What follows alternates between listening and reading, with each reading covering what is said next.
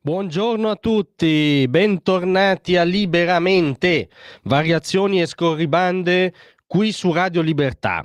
Allora, come vi ha anticipato da par suo il nostro Sammy Varin, noi qui a Radio Libertà da oggi facciamo un avvicinamento eterodosso, diciamo, come ci picchiamo di essere, all'8 marzo, alla ricorrenza di domani, che diciamo nella vulgata passa come la festa delle donne.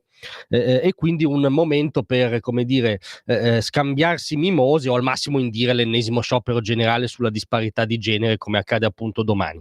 Quella giornata però nasce come giornata dei diritti delle donne, cioè nasce come rivendicazione di diritti violati di persone concrete in carne e ossa, non come così festività e scusa per andare a farsi un aperitivo sostanzialmente. E allora se noi la focalizziamo così, cioè se prendiamo questa giornata nella sua serietà e nella sua storia, scatta una domanda immediatamente conseguente, cioè oggi, anno 2025, sono violati dei diritti delle donne da qualche parte del globo? Altro che purtroppo è la risposta. Cioè questa domanda ci fa piombare nella domanda: in quale civiltà sono violati i diritti delle donne? E scomoda, diciamo, allora la questione che Oriana Fallaci, una grandissima donna, battezzava scontro di civiltà, perché non in tutte le civiltà le donne sono riconosciute in quanto soggetti portatori di diritto. Spoiler: i diritti delle donne sono violati non nella brutta, sporca, colonialista, infetta civiltà occidentale, no, no, sono violati oggi pesantemente, quotidianamente in altre civiltà, principalmente nella pseudo civiltà della Sharia, nella civiltà islamica, islamista radicale, dove la donna è un soggetto giuridicamente, moralmente, ontologicamente inferiore all'uomo.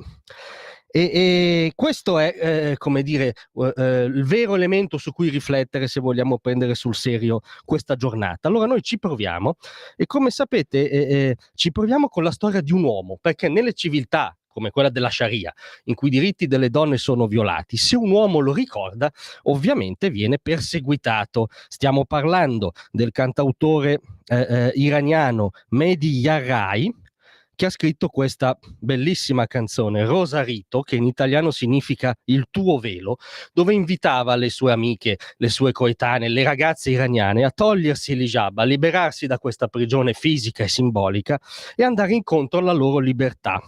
Ovviamente questa canzone è finita attenzionata nel mirino della polizia islamica, della polizia morale del regime degli ayatollah, e quest'uomo è stato condannato a 2 anni e mezzo di galera e nei giorni scorsi gli hanno inferto 74 frustate come pena per questa canzone. 74.